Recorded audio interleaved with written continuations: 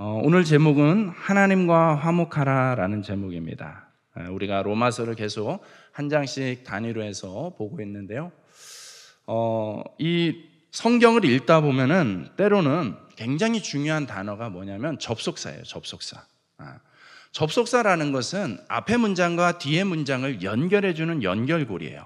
그래서 어떠한 뉘앙스로 연결되는지를 결정하는 것이 이 접속사예요. 오늘 말씀은 어떻게 시작하고 있습니까? 5장 1절에 그러므로 라는 단어로 시작을 하고 있습니다.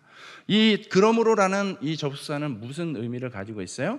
앞에 했던 얘기들을 정리하고 결론 지으려고 하는 그런 때에 이 그러므로 라는 접속사가 쓰이기 마련입니다. 즉 앞에서 무슨 얘기를 하고 싶었는지에 대한 정리이죠. 결론이죠. 그래서 우리가 1장부터 4장까지 쭉 보았습니다. 1장부터 4장까지의 내용의 큰 뼈대는 무엇입니까? 로마 교회가 있어요. 로마라는 도시에 교회가 있죠. 오늘날과는 달라요. 오늘날에는 우리 구미시에 교회들이 많이 있지만은 뭐 사랑의 교회도 있고 옆에 상모교회도 있고 제일교회도 있고 여러 교회들이 있지만은 그런 식의 교회가 아니에요. 그 당시에는 그냥 로마 지역에 위치해 있는 교회들을 일컬어서 다 로마 교회라고 보시면 돼요.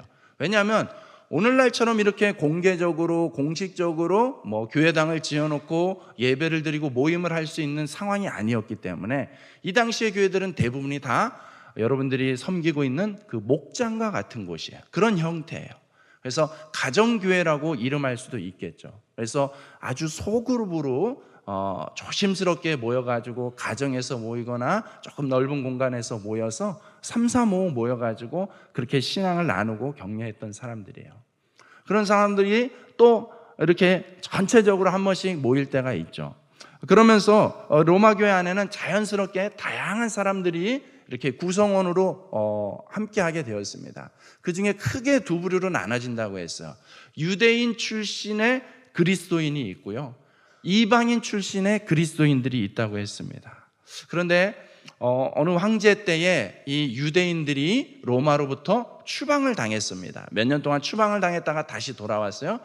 다시 돌아와서 예전처럼 다시 합쳐서 보니까는 뭔가 유대인 전통에서 드렸던 예배가 아니라 뭔가 이방인의 문화가 섞여버린 그런 형태 속에서 서로 간에 갈등이 있었다고 했습니다. 가장 첨예한 갈등이 무엇일까요? 뭐 다른 형식적인 걸 떠나서 가장 첨예한 갈등은 뭐냐면 이방인 출신들이 가지고 있었던 기본적인 관념, 기본적인 생각은 무엇이겠습니까? 어떤 식으로 구원을 받는 데 있어서 중요한 조건을 뭐라고 여겼을까요? 선행이었습니다. 선행. 그렇죠. 사람들은 저마다 본성적으로 기본적으로 가지고 있는 그 어떤 종교성 가운데 내가 무언가 덕을 쌓으면, 무언가 선한 일을 하면은 내가 구원을 받을 수 있다, 하나님의 복을 받을 수 있다라는 생각을 가지고 있어요. 그래서요 보면은 최근에 어떤 분을 만났어요. 그분은요 전혀 크리스찬이 아니에요. 그런데 이 종교성이 굉장히 있는 분이에요. 종교성이 있다 보니까요 이 개념을 가지고 있어요. 누구에게 배웠다기보다는 기본적으로 이 개념을 가지고 있어요. 착한 일을 해야지 뭔가 이렇게 복을 받는다, 이 개념을 가지고 있으니까요 웬만한 봉사활동을 다 참여하시더라고요. 그래서 교회에서 하는 봉사활동도 가시고 절에서 하는 봉사활동도 가시고 막 이렇게 굉장히 물불을 안 가리고 이렇게 열심히 하시더라고요. 굉장히 특이한 분을 만나긴 했는데 그럴 수 있는 거예요. 아직 잘 모르니까, 어떤 정확한 기독교 신앙을 가지고 있지 않으니까는 얼마든지 또 그런 식의 사고관을 가지고 행동할 수도 있는 거죠. 이게 보편적 사람들이 가지고 있는 그런 관념이죠. 그런데 유대인 그리스도인들에게는 어떤 것이 또 기준이 되겠습니까? 저들이 생각하는 오랫동안 학습되어진 구원에 대한 조건이 무엇이겠습니까? 율법이죠. 율법을 얼마나 잘 지키느냐가 곧 구원받을 수 있다라고 여겼던 거예요. 그러니까 이 관념의 싸움들로 인해서 서로 갈등하고 있는데 결론은 무엇입니까? 결론은 선행으로도 구원에 이를 수 없고 율법으로도 구원에 이를 수 없다라는 것이 성경이 내려주고 있는 결론이라는 거예요. 왜냐하면 인간이라는 존재 자체가 하나님께로 나아갈 수 있는 그런 차원의 존재가 아니라는 거예요. 하나님은 어떤 분이세요? 완전 무결하신 분이에요. 조금의 흠도 조금의 어떤 불순물도 존재할 수 없는 완전하신 분이에요. 그렇지만 사람은 기본적으로 아무리 노력하고 아무리 애를 써도 완전할 수가 없다라는 것이죠. 그렇기 때문에 하나님께로 나아간다는 것 자체가 성립될 수 없는 표현이기도 합니다. 그래서 어떻습니까? 인간은 하나님과 연결되지 않은 끊어진 상태 속에서 하나님을 향하여서 어떤 식으로 바라봅니까? 에덴 동산의 모습을 생각하시면 되겠죠. 인간이 타락하기 전에, 즉 하나님과의 관계가 끊어지기 전에는 충분히 하나님과 교제할 수 있었습니다. 왜요? 하나님이 다 받아줬기 때문에. 하나님이 그것을 다 죄로 보지 않았기 때문에 다 그렇게 됐어요. 근데 인간편에서 타락함으로 하나님의 자리를 넘봄으로 인하여서 관계가 끊어지면서 그 이후로부터 인간이 하나님을 어떤 식으로 바라봅니까? 무서워합니다. 두려워합니다. 도망치고요, 숨습니다. 그게 하나님과 인간의 결정적인 본질적인 차이일 수밖에 없습니다. 그러다 보니 하나님과 가까워진다라고 느끼는 순간 두렵고 무섭고 불행해질 수밖에 없는 거예요. 그런 상태를 성경이 이야기하고 있는 거예요. 앞에서 이야기했던 내용의 핵심이 그렇습니다. 그런 상태에 우리에게 놀라운 복된 소식, 기쁜 소식이 전해진 것이에요. 그래서 1절 말씀을 우리 같이 한번 읽어보도록 하겠습니다. 시작.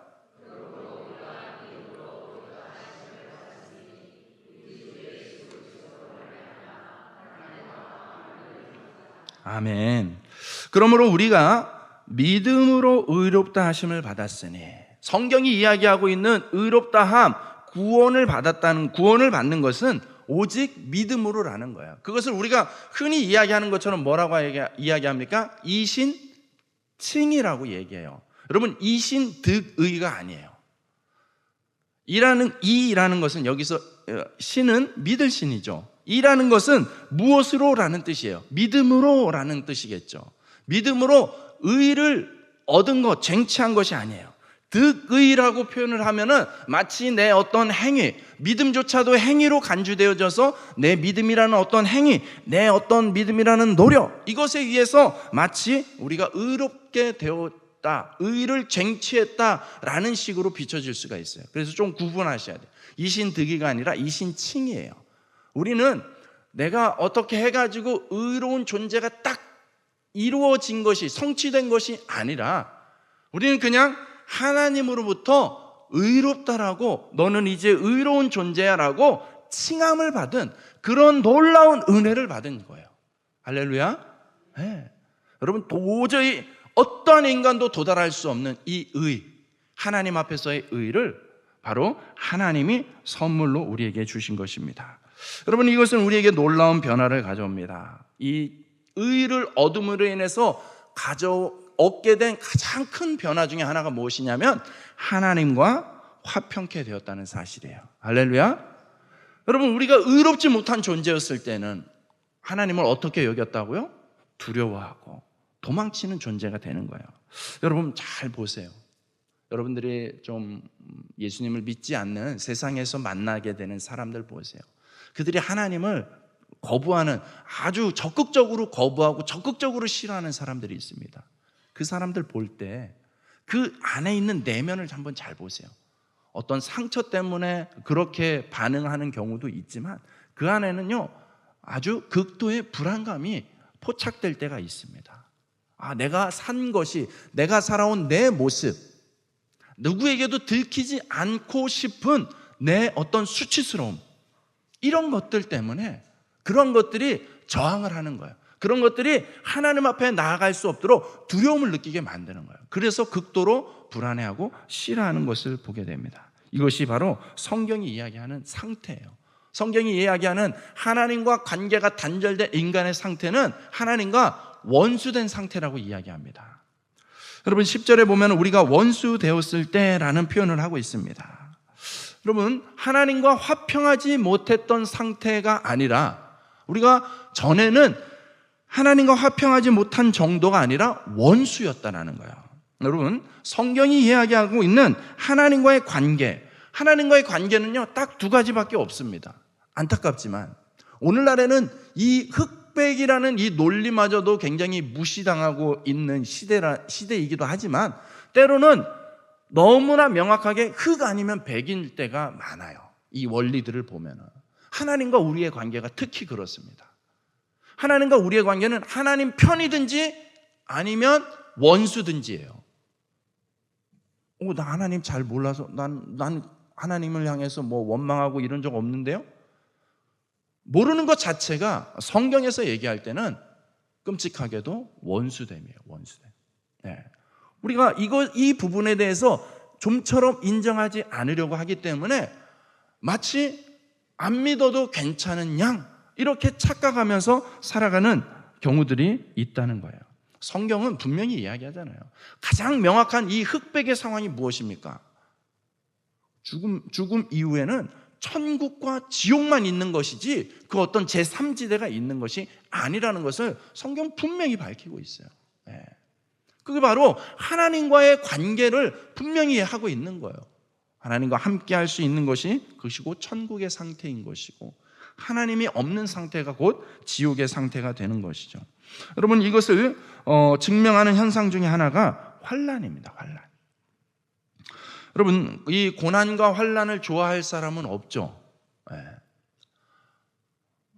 고난과 환난을 좋아할 사람은 없을 것 같아요. 그런데 믿음 생활을 하다 보면 전에 없던 고난과 어려움을 만나게 되는 경우들이 있는 것을 봅니다. 보통 우리가 하나님을 믿으면 어떤 기대를 가지고 하나님을 믿습니까? 전에보다 좀 더 잘 살고 싶은, 좀 더 행복하고 싶은, 좀 더 좋아지고 싶은 그런 기대가 있지 않습니까? 그런 기대를 가지고 예수님을 믿고 있는데 그런데 정작 현실에서는 어려움이 생길 때가 있어요. 이 신앙 때문에 손해보거나 참아야 되거나 억울하거나 할 때가 있다라는 것이죠. 그러면은 우리는 또 헷갈립니다. 아니 예수님을 내가 괜히 믿었나? 잘못 믿었나? 이런 혼란이 생길 때가 있습니다. 여러분 그런데 이것은 영적인 원리 가운데서 풀어서 본다면 지극히 당연한 것입니다. 여러분 전에는 내가 하나님을 제대로 온전히 믿지 못했을 상태에는 여러분 살아가는 삶의 어떤 기준과 가치관이 세상의 풍조이죠. 세상 사람들이 어떻게 생각하고 세상 사람들이 무엇을 소중하게 여기느냐에 따라서 나 또한 그런 가치관 기준을 가지고 그렇게 사는 거예요. 세상 풍조에 휩쓸려서 죄의 종으로 살았다는 얘기입니다. 그렇기 때문에 세상과 아무런 갈등이 없죠. 왜냐하면 세상과 조화롭게 살았으니까, 어울리면서 살았으니까. 여러분 갈등이 없으니 고난이 없었던 거예요. 그런데 여러분 예수님을 믿는다는 것은 무엇입니까? 이 가치관이 달라지는 거거든요. 전에 소중하게 여겼던 것이 여전히 소중한 것이 아니라 예수님을 믿음으로 인해서 이 소중한 것들의 우선순위가 달라지는 거예요. 그렇게 되면서 여러분 세상의 풍조가 아닌 하나님의 말씀이 기준이 되어서 살아가게 되는 것이죠. 그러니 세상과 부딪힐 수밖에 없는 거예요. 그러니까 우리가 믿음 안에서 당하는 환난, 우리가 잘못해서 당하는 환난 말고요, 믿음 안에서 당하는 환난은 곧 이 세상과의 부딪힘이 되는 것이죠. 여러분 이런 인생을 살았던 성경에 많은 인물들이 있습니다. 그 중에 대표적인 인물을 바울을 꼽을 수가 있을 거예요. 여러분 바울이 예수님을 믿기 전의 상태가 명확했던 인물이지 않습니까? 예수님을 믿기 전에는 그의 인생에 별로 그렇게 큰 어려움이 표현되지 않습니다. 오히려 굉장히 세상적으로 잘 나가는 인생이었습니다. 여러분 그의 학벌 출신은 가말리엘 문화생이에요. 가말리엘은요 당시 3대 랍비 중에 하나예요. 최고의 랍비, 최고의 스승 밑에서 수학을 했던 인물이에요. 뭐 오늘날 우리 시기 학벌로 치자면은 서울대 정도라고 이야기할 수 있을 거예요. 그 정도의 학벌이 있죠. 또 출신 신분은 어떻습니까? 유대인이지만, 혈통적으로는 유대인이지만 법적으로 행정적으로는 로마 시민권을 가지고 있는 사람이에요. 여러분 당시 로마 시민권을 가졌느냐 못 가졌느냐는 어마어마한 사회적 혜택과 불이익의 차이가 있는 것이죠. 또 어떻습니까? 집안이 아주 부유합니다. 그렇기 때문에 멀리 오늘날 터키 남부 지역이 이제 이 바울의 고향인데 거기에서 이스라엘 예루살렘으로 유학을 왔습니다. 그러다 보니 학벌 좋죠, 집안 좋죠, 출신 성분 좋죠, 거기다가 열정까지 있습니다. 그러니 당시의 기득권 세력으로부터 아주 촉망받는 인물이었어요. 그러니까 바울이 뭘 하겠다고 하면은 정치권에서 밀어줄 정도로 아주 촉망받는, 소위 말해서 정말 잘 나가는 인생이었습니다. 그런데 그가 어느 날 갑자기 그만 예수님을 믿고 말았습니다. 예수님을 믿음으로 인해서 그의 삶의 태도가, 가치관이 다 바뀌게 되었습니다. 여러분, 그러면서 바울의 인생 가운데 펼쳐지는 환경이 어떤 것들이 있습니까? 대표적인 말씀 한 구절만 찾아 읽어볼까요? 고린도후서 11장 24절에서 26절입니다. 고린도후서 11장 24절에서 26절 말씀 같이 한번 읽겠습니다. 시작.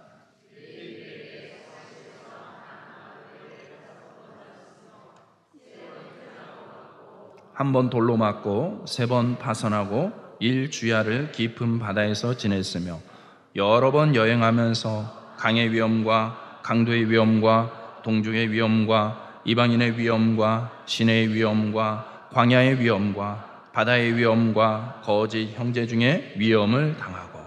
아멘. 바울이 여행가였다는 것은 또 이렇게 새롭게 알게 되네요. 여러분, 오늘 상태가 많이 안 좋은 것 같습니다. 너무 반응이 없어서 제가 당황스러울 정도인데, 자, 이제 정신을 한번 차리고, 여기 바울이 그냥 여행가가 아니죠. 무슨 여행입니까? 전도 여행을 하는 사람이잖아요. 그렇죠? 계속해서 바울은 선교사로 치자면 비거주 선교사예요. 오늘날에도 선교사의 부류를 2종류로 나눌 수가 있어요. 거주 선교사, 한 곳에, 한 지역에 머물면서 오랫동안 정착하면서 그곳에서 복음을 전하는 사역을 하는 패턴이 이 거주 선교사. 그런 반면에 비거주 선교사가 있어요. 자꾸 이동을 하는 거예요. 여기 찍고 저기 찍고 하면서 이동을 하면서 이렇게 하는 거예요. 바울은 엄밀히 말하자면 비거주 선교사의 형태였어요. 끊임없이 복음이 필요하다라고 여겨지는 소식이 있으면 그곳을 찾아가서 복음을 전하는 그런 사람이었어요. 그러다 보니 한 곳에 머무는 것이 아니라 계속해서 이동할 수밖에 없었어요. 또 다른 이유가 있었죠. 한 곳에서 머물다 보면 그의 생명이 위태롭습니다. 너무나 선명하게 복음을 전하다 보니 그만큼 그에 못지않게 세상의 저항도 너무나 강력해서 바울이 여기 보십시오. 죽을 뻔한 위기를 수없이 겪게 됩니다. 여러분, 40에 하나 가만매, 이게 몇 대를 얘기하는 거예요? 39대를 얘기하는 거예요. 채찍질 39번을 당해 보십시오. 거의 이 왜 39대로 율법으로 정한 거거든요. 왜 율법으로 정했는지 아세요? 한 대 더 때리면 죽기 때문에 그래요. 그러니까 이거는 딱 죽기 직전까지 때리는 형벌이에요. 그러니까 어마어마한 형벌이에요. 그걸 몇 번이나 당했다고요? 5번이나 당했다. 죽음의 문턱을 수없이 왔다 갔다 합니다. 여러분, 3번 태장으로 맞고 1번 돌로 맞고, 그렇죠? 3번 파선하고 바다에서 파선하고 수많은 위험들을 겪습니다. 완전히 예수님을 믿기 전과 믿고 나서 그 이후의 삶이, 살아가는 삶의 형태가 너무나 달라지지 않습니까? 무엇이 이 기준입니까? 무엇이 이 차이를 만들고 있습니까? 예수님이죠. 예수님을 믿는 예수 사람이 되었기 때문에 그에게는 이 끝없는 환난이, 고난이 닥치게 되는 것입니다. 그런데 그 바울이 오늘 우리가 읽었던 이 본문 가운데서 환난에 대한 주제를 이야기하고 있습니다. 3절과 4절의 말씀 우리 같이 한 번 더 읽어보겠습니다. 시작.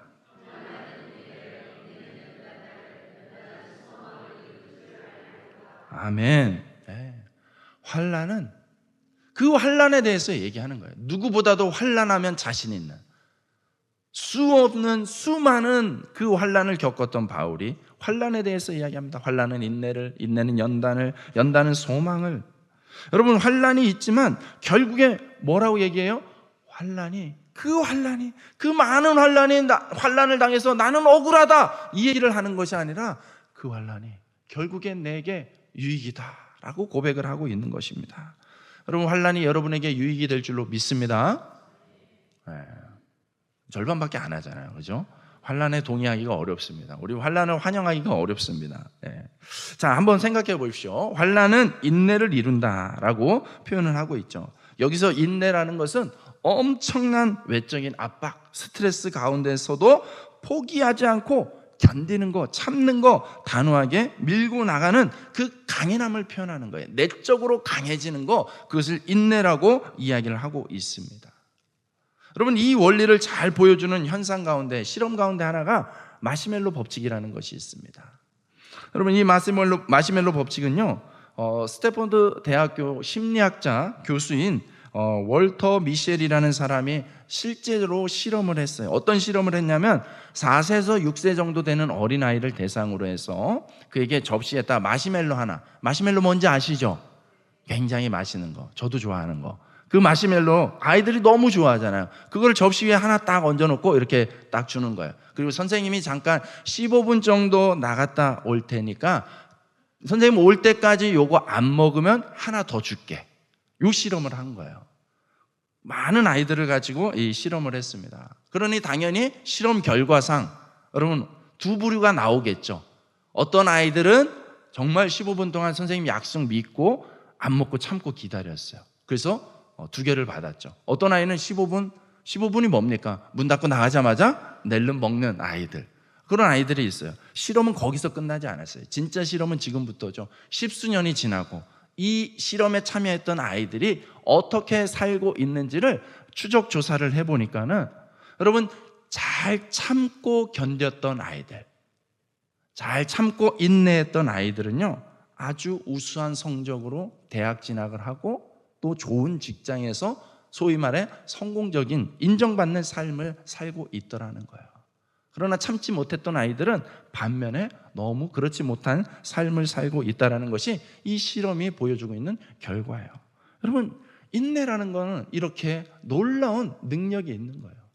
여러분, 인내함을 통하여서 인생의 성패가 좌우될 정도로 그렇게 강력한 힘이 있다는 것을 이 실험에서도 증명해 주고 있습니다.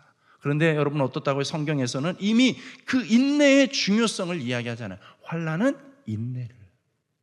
여러분, 또 인내는 연단을 낳는다고 했어요. 연단이라는 것은 영어 성경에서는 캐릭터로 쓰고 있습니다. 캐릭터라는 단어로 쓰고 있어요. 또 헬라어로는 도키메라는 단어를 쓰고 있는데요. 이 도키메라는 단어는요, 원래 대장장이 용어예요. 대장장이 용어. 이 철이 있어요. 철을 가공할 때 사용하던 언어인데, 대장장이가 이 철을, 보통의 철을 강철로 재련을 할 때, 단련을 할 때 어떻게 합니까?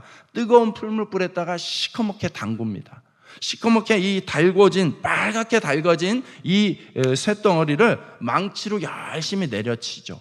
그리고 물에 담갔다가 다시 또 불에 데웠다가 또 망치질했다가 또 식혔다가 또 데웠다가 망치질했다가 수없이 반복을 합니다. 이걸 많이 하면 할수록, 이 과정을 많이 하면 할수록요, 이 철 내부의 조직이 촘촘해지기 시작하는 거예요. 망치질을 많이 당할수록 촘촘해지는 거예요. 그래서 아주 단단한 무쇠가 되는 원리, 그 현상을 갖다가 도키메라고 하는 거예요. 이거 뭐라고요? 이게 연단이라는 단어예요. 여러분, 이 연단을 영어로 무슨 단어를 쓴다고요? 캐릭터라는 단어를 쓰는 거예요. 캐릭터를 한국말로 이야기하면 성품이라고 표현할 수가 있는 거예요. 여러분, 성품이 바로 이런 과정을 통해서 형성이 되는 거예요. 예전에 이제 저희 때에 한참 인기 있었던 책 가운데 하나가 성공하는 사람들의 7가지 법칙이라는 책이 있어요. 그 책 다 한 권씩 사지 않았습니까? 보지는 않았어도, 그죠? 네, 그 정도로 스티븐 코비라는 사람이 지어서 너무 세계적으로 정말 엄청난 인기를 끌었던 책이죠. 거기서 그 저자가 이야기를 합니다. 성품과 성격이 다르다라는 것을 표현할 때 그렇게 이야기합니다. 성품이라는 것은 사람의 내면 깊숙한 곳에서부터 형성되는 것. 그런데 성격은 외적으로 드러나는 부분에 초점을 맞춘다는 거예요. 그러니까 성품과 성격이 구분해서 표현할 때 좀 다르다는 거예요. 그래서 성격이라는 것은 헬라어로 성격은 페르조나라는 단어를 쓰고 있어요. 이 페르조나는 가면이에요. 가면을 뜻하는 거예요. 그러니까 자신의 깊은 내면과 상관없이 얼마든지 얼굴을 가리는 가면처럼 바꿔 쓸 수 있는 거예요. 성격이라는 건 환경에 따라서, 상황에 따라서 얼마든지 다르게 표현될 수 있는 것이 성격이에요. 반면에 성품은 쉽게 변할 수가 없습니다. 그래서 연단을 이룬다는 것은 아주 놀라운 일이죠. 성품이 변한다는 것은 정말 놀라운 일인 것입니다. 여러분, 우리의 성품은 다름 아니라 이 고난의 환경과 사람들과의 오래된 그 관계를 통해서 오랫동안 다듬어지는 거예요. 여러분, 대표적으로 이 성품으로 훌륭하게 인정받는 사람이 성경의 인물이 누가 있습니까? 다윗 왕이 있습니다. 다윗을 그렇게 훌륭한 왕이라고 여기는 것은 성품 측면에 있는 거예요. 그런데 다윗의 성품은 언제 형성이 됐습니까? 오랜 광야 생활, 오랜 도망자 생활. 그래서 우리 몇 주 전에 오셨던 목사님이 그런 표현했잖아요. 다윗을 만든 것은 사울입니다. 저는 그 문장이 확 와닿더라고요. 다윗을 만든 것은 사울이라는 거예요.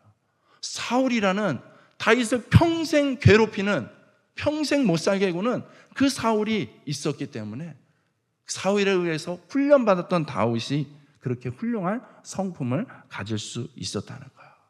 그렇게 깊은 연단을 겪게 된 사람은 결국에 이 소망을 끝까지 이루는 사람이 되는 줄로 믿습니다. 일반적으로 소망이라는 것은 무엇입니까? 소망은 사람들의 바람, 뭔가 내가 현실적으로 좀 어려워 보이는 것들을 좀 극복하는, 뛰어넘는 바람 정도의 소망을 얘기하는 경우가 많지만, 오늘 성경에서 이야기하는 소망은 그 무게감이 다른 것이죠. 여러분, 그리스도의 소망은 차원이 다른 거예요. 베드로전서 1장 3절과 4절 말씀을 한번 같이 읽어보도록 하겠습니다. 시작.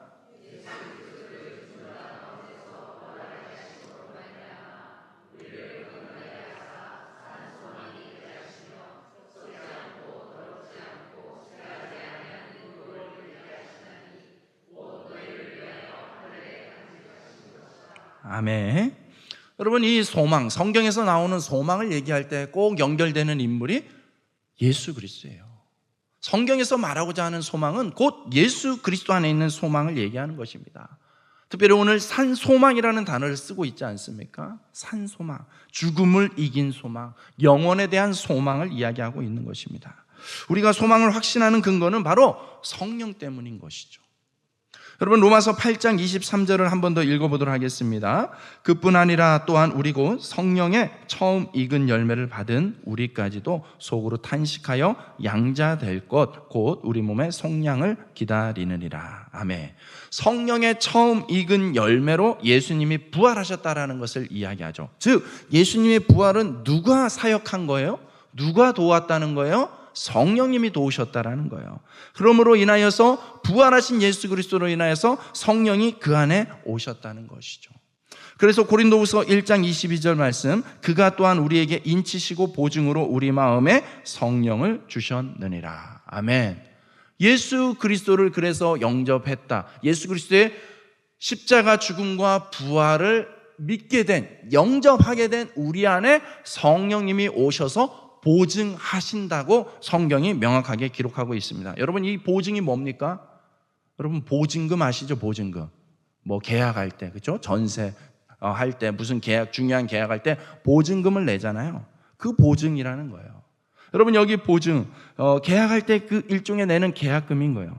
내가 이것을 구매할 것이라는 확실한 약속을 위해서 이 보증금을 거는 것이죠.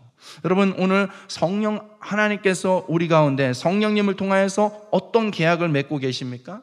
하나님께서 계약을 맺으신 거예요. 하나님께서 완성하실 구원의 소망이 확실하다는 거, 완전히 확실하게 이루어진다라는 것에 대한 보증으로 성령님을 우리에게 계약금으로 주신 줄로 믿습니다. 그래서 우리 안에 성령님이 계시는 거예요. 그 성령님이 존재하면서 여러분, 우리를 어디까지 끌고 가는 거예요? 이루어질 이 구원의 산 소망까지 우리를 이끌어 가시는 힘과 능력을 주시는 분이 우리 안에 와 계신 성령 하나님이신 줄로 믿습니다. 성령께서 하시는 일이 우리 마음에 하나님의 사랑을 부어주신 것입니다. 여러분, 여기서 부어주다라는 이런 표현을, 이 단어를 쓰고 있어요. 붓는 거예요. 여러분, 옛날에 아이스 챌린지라는 게 있었어요. 막 연예인들이 이제 나와서 무슨 양동이에다가 얼음 잔뜩 넣어놓고서 그걸 확 뒤집어 쓰는. 그래서 그렇게 하면 어떻게 됩니까? 온몸이 확 젖어버리죠. 완전히 흠뻑 젖어버리죠. 오늘 여기 그 단어를 쓰고 있는 거예요. 부어주셨다는 것은 커다란 양동이로 물을 쏟아 붓듯이 하나님의 사랑으로 아낌없이 흠뻑 젖어지는 상태, 그것을 누가 이루게 하시는 것입니까? 성령 하나님이 우리 안에서 그 하나님의 사랑을 온전히 이루도록 누리도록 역사하여 주시는 줄로 믿습니다. 여러분, 근데 그 사랑이, 그 부어지는 사랑, 아낌없이 부어지는 그 사랑이 더 놀라운 것은 우리가 아직 죄인 되었을 때 이루어진, 부어진 사랑인 줄로 믿습니다. 여러분, 이 말씀을 잘 붙잡아야 돼요. 제가 특별히 로마서 5장에서 좋아하는 구절이 바로 이 8절이에요. 8절 한번 읽어보겠습니다. 시작.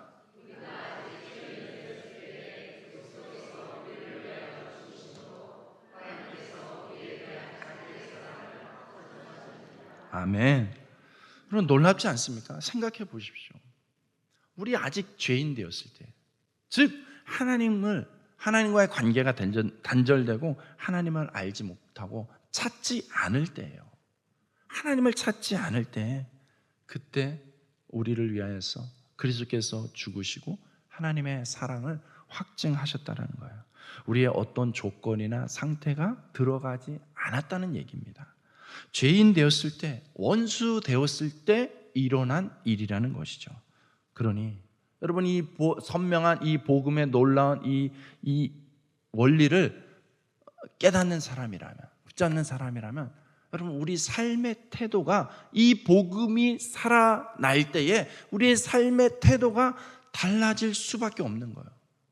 내가 어떤 사랑을 받은 건지, 내가 어떤 구원을 받았는지 기억하십시오. 우리 죄인 되었을 때예요. 그냥 나 예수 믿고 천국 가네, 이 정도만 생각하시면 안 되고요. 어떻게 나에게 그 문이, 구원의 문이 열렸는지를 우린 절대 잊어서는 안 돼요. 내가 죄인 되었을 때예요.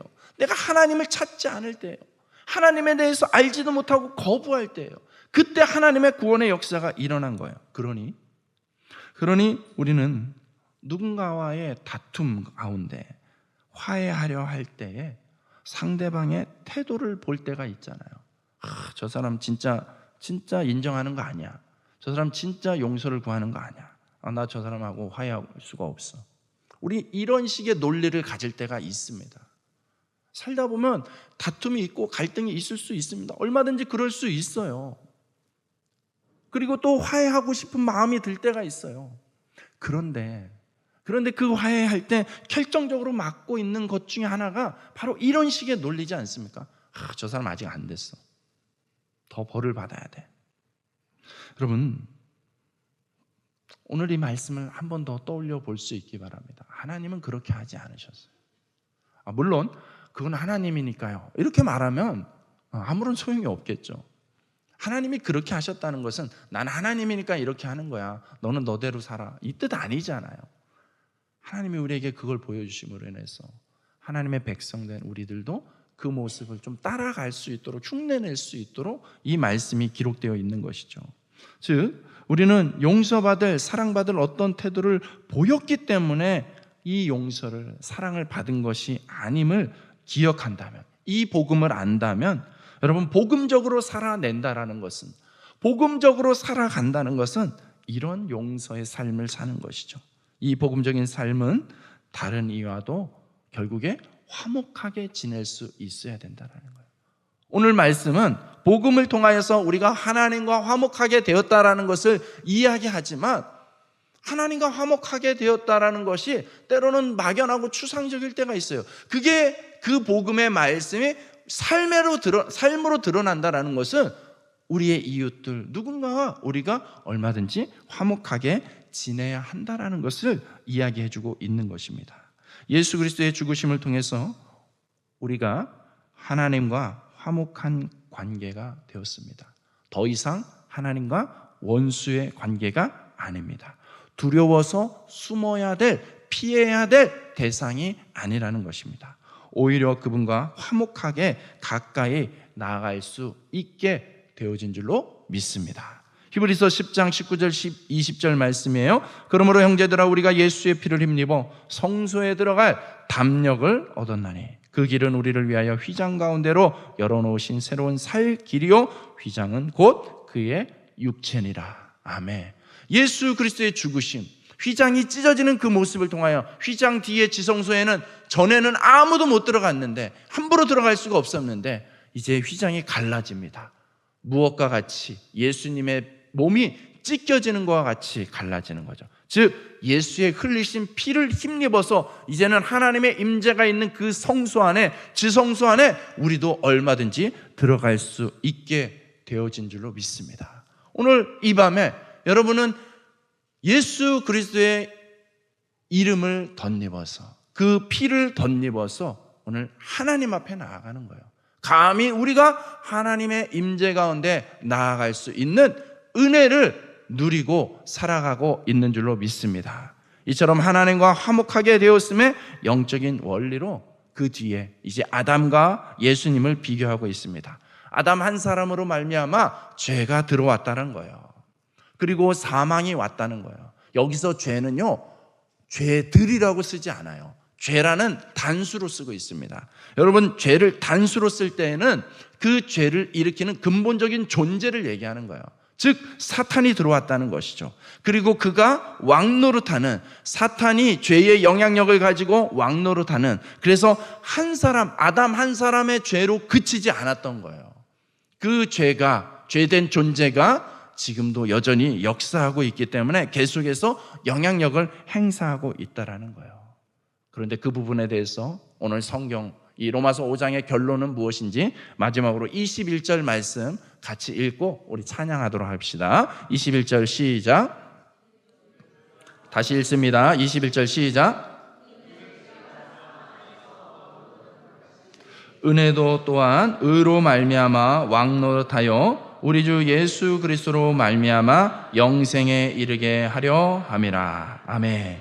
제가 사망 안에서 왕노릇한 것 같이, 그렇죠? 모든 인류가 이 죄의 영향력으로 인하여서 하나님과의 관계가 단절된 상태를 우리가 이미 경험했잖아요. 그렇다면 하나님의 구원의 역사도 마찬가지라는 거예요. 예수 그리스도 한 사람으로 충분하다는 거예요. 예수 그리스도 한 분만으로도 충분하게 우리에게 그 넉넉한 영생의 구원의 은혜가 임한 줄로 믿습니다. 제가 왕노를 한 것 같이 이제는 예수 그리스도의 은혜가 우리에게 왕노를 하여서 우리를 의의 길로, 영생의 길로 인도하시는 줄로 믿습니다.